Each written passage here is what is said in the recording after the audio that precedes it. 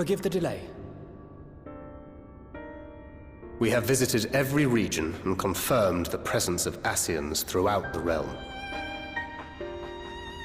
Lest a grave predicament be made to seem hopeless, it should be noted that they are of inferior rank.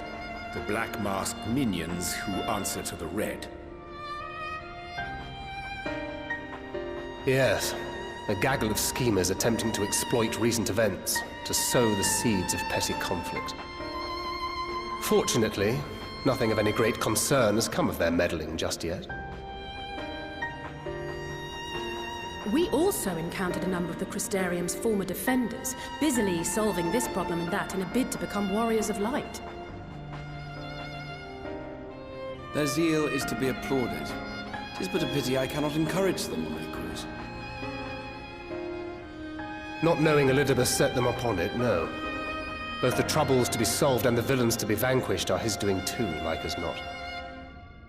And so, with apologies to the aspiring warriors of light, I believe it best that we deal with the Ascians quickly and quietly. I quite agree.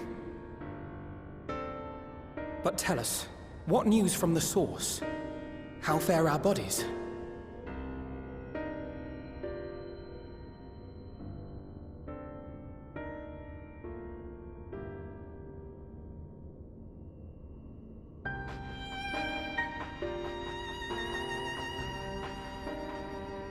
Oh dear. Then we must redouble our efforts. Not that we've ever stinted in that regard. This would seem an appropriate moment to ask about the spirit vessel. Tell me you've made some progress.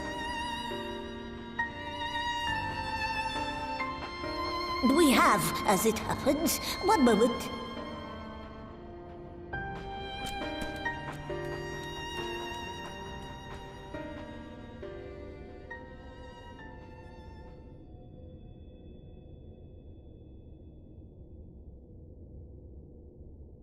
The red stones.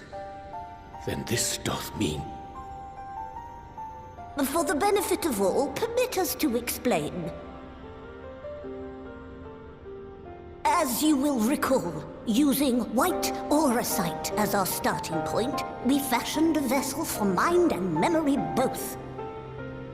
Yet, though it served this purpose admirably, the process of imbuing it with one's complete essence proved a somewhat thornier proposition. Simply put, the memory would not accompany the mind. And so, we looked to the Allegan's mastery of memory transference for a solution. This approach was not without its own complications, however, relying as it does upon blood, which inanimate objects, notably, do not possess. We duly explored methods of suffusing the vessel with drops of the aforementioned. Alas, our painstaking experimentation succeeded only in making me feel faint, and singularly failed to imbue the crystal with the necessary properties. It was then that an idea occurred to me, namely that we might fuse the vessel not with normal blood, but with my crystallized essence.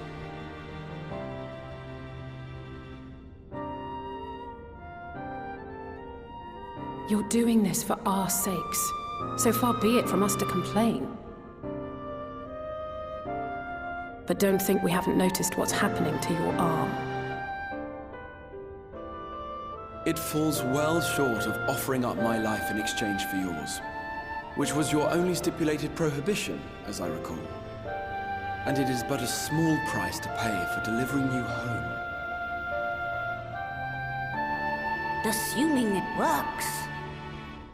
We shall soon know if this grisly addition will serve as a suitable conduit for the subject's memory.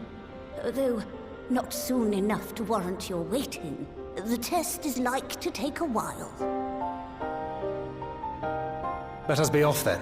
We have Ascians to attend to, among other things.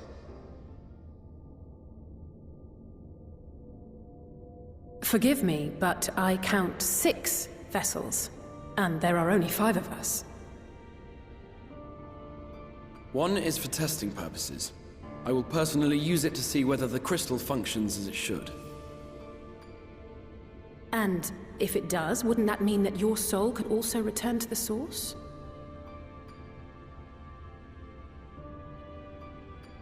Yes. In theory, at least. But there is a distinct difference between your circumstances and mine. While your corporeal forms want for souls, my past self does not. Mayhap our essences would blend, or mayhap they would curdle. There is no telling what might occur.